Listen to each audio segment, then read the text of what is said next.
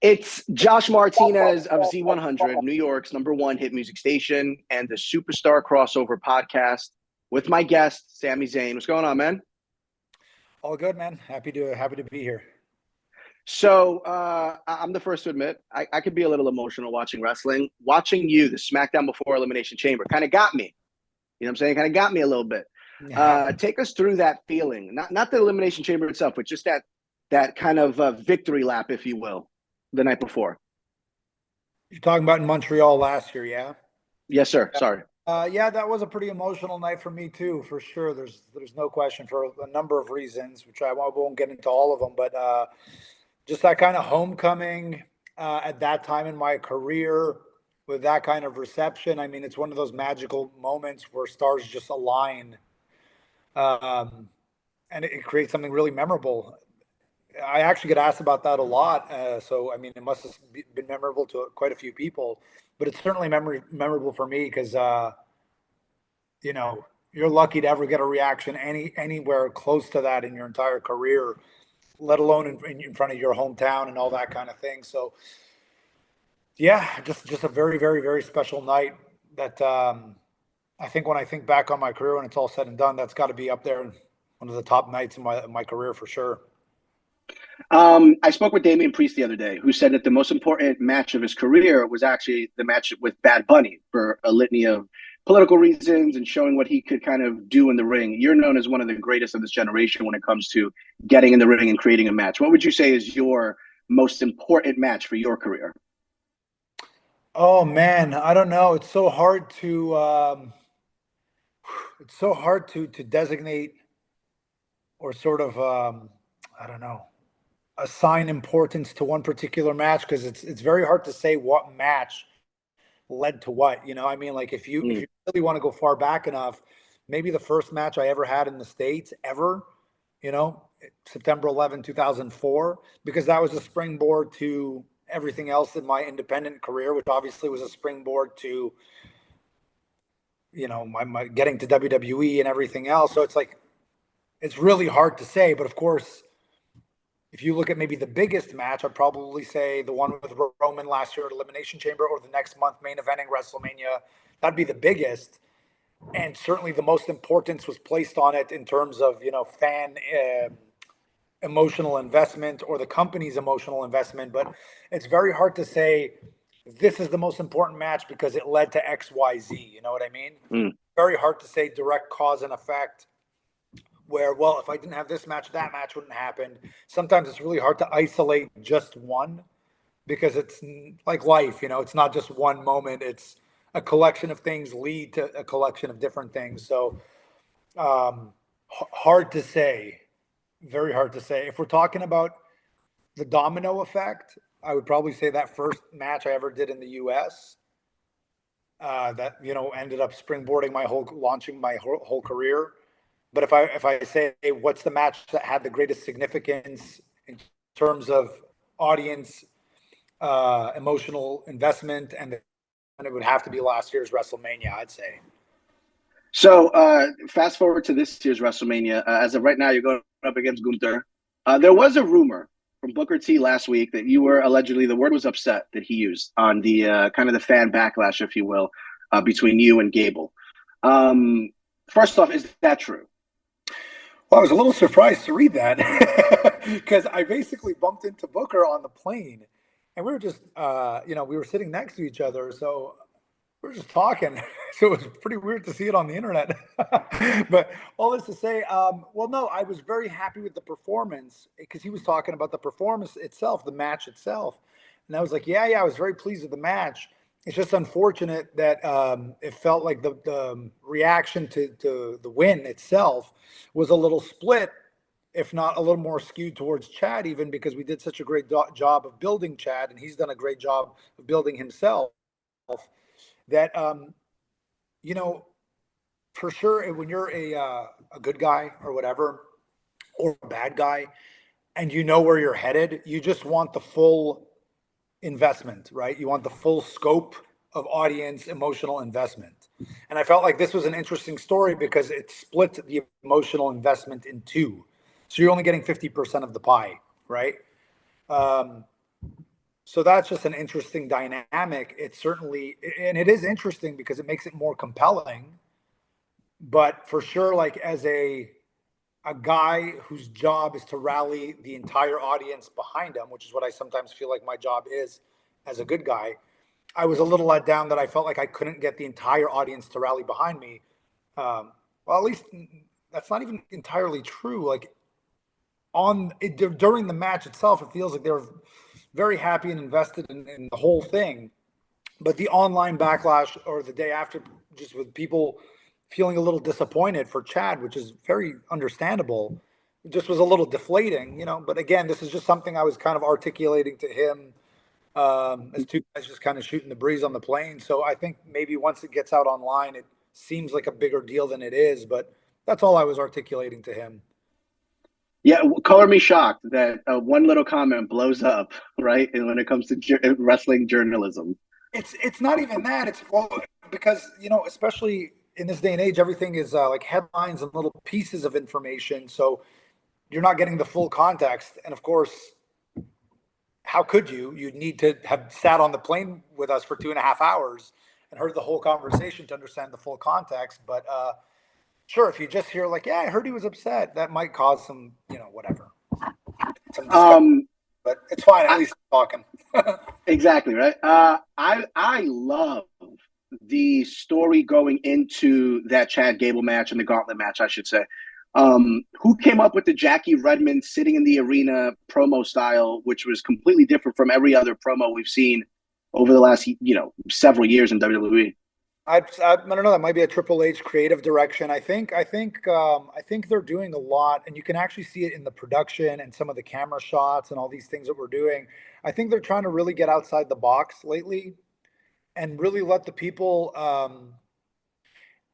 who are very, very talented, and I'm talking about behind the scenes. That's why they work here. I mean, you can say whatever you want about WWE, but the people that work here are the best in the world at what they do in front of the camera, behind the camera. Like I sometimes walk around backstage and I'm just looking at the production. I'm like, how do they do this every week?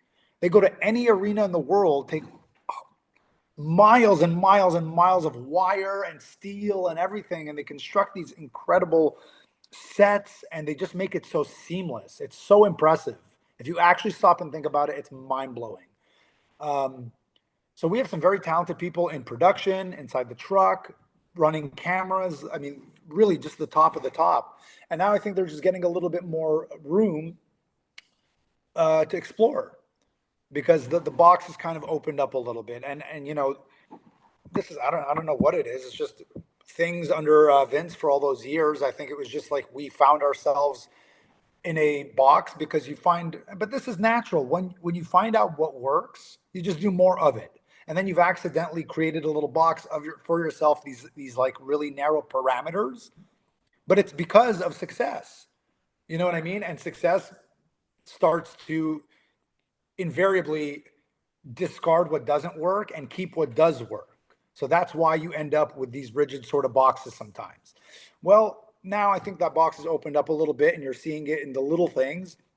And part of that, to answer your question about Jackie, is just like a new approach to interviews with different styles and things like that. And some of it's a little bit more, you know, sports oriented or a little bit more, I don't know. No, Like that's the way to put it. Sports oriented. Yeah, you're right. And I thought it was pretty cool. And I think it's also cool that I've interviewed with her, not just the 1 week when we launched the story, but she's kind of been like a recurring thread. Like, okay, where are you at now? Okay, and then this happens. So where's your head now? And it's kind of following the journey. I thought it was pretty cool. And I think anytime you get to experiment with stuff like that outside the box, it's fun. You know, that's why Listen, I if it ain't broke, because it was so outside the box. if it ain't broke, don't fix it, right? That's the old adage for a reason. And I think that when you have decades of success, Exactly. to your point, why bother even trying new things when we know this is working? Oh, and by the way, we're a $1 billion company who went public and Right. still sells out stadiums. Of course, there's always going to be people when you've been in the box or you've observed the box, like, let's just do new things. But I'm just telling you why that box exists to begin with. That's all. I want to do this is called the Superstar Crossover. Our last guest was Damian Priest. He had a question for you. What's Why do you do this? Why do you do this? Don't know. I don't know. It just is just what I do. I don't know. I mean, I just love it. I love it. And like, even if money wasn't involved, if money didn't exist, I don't want to say not involved, because, you know, it's a different story now, but this deep into the game and at this level and all that. But if money didn't exist, this is still what I would want to do. Like, if this was some sort of utopian society where, I don't know what, just that these constructs didn't exist and it was just based purely on what would you do for enjoyment, it would be this. So I don't really have I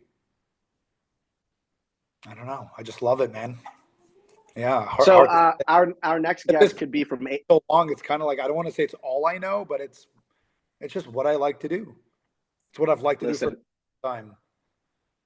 I get it. I'm in radio, you know what I'm saying? And I wish the money was better, but I'm still here. I have a passion for it. Before we wrap things up, our next guest could be from AEW or from another company, or maybe from your own locker room. Do you have a question for them? That's an interesting one. Without knowing the specific guest, I don't know. I can't think of one offhand, but I should, because you're asking me to. You know, I think what I've been thinking a lot about lately is, as you get higher and higher in the game and higher levels, where does the love of the craft itself rank in terms of importance to you, you know? Because we have some people who are, you know, it's a television show. So we can manufacture and certain light, like we can always present people in a certain light, you know? But at the end of the day, especially on these local shows, whether we're in Rockford or whether we're in Ottawa or whether we're in Buffalo, wherever you are in these local towns, the TV cameras are not there. The production is not there. It's naked. It's just the craft. It's just the art. And I guess, you know, I don't know. I'm curious about how important that art is, the craft is, to your next guest. Jesus Christ. I feel like I could sit here just talking to you forever. You are pretty fascinating. I'm not going to lie to you, bro. Like, before we wrap things up, just two quick questions. Number one, who's the most underrated performer in the WWE today? Oh, tough to say. You know, I've been giving this answer for years, and it's kind of hard to say now because he's not really been on television, but I do believe he's still kind of under contract. But I've always thought Bo Dallas was really, really, really good and never really got his chance to really spread his wings and fly. And I know that might not be the answer that most people would think of off the top of their head, but I mean, I was in NXT with this guy years and years ago, and I did, you know, promo classes. I traveled the road with him. He's really, really great in the ring. There's no question. But even as a performer and as a mind from the character side of things, I think there's so much more that people have ever gotten to really see out of him. And hopefully his day comes, you know. I think he's really, really, really talented. A lot of people that I think misconstrue what that word kind of means, underrated.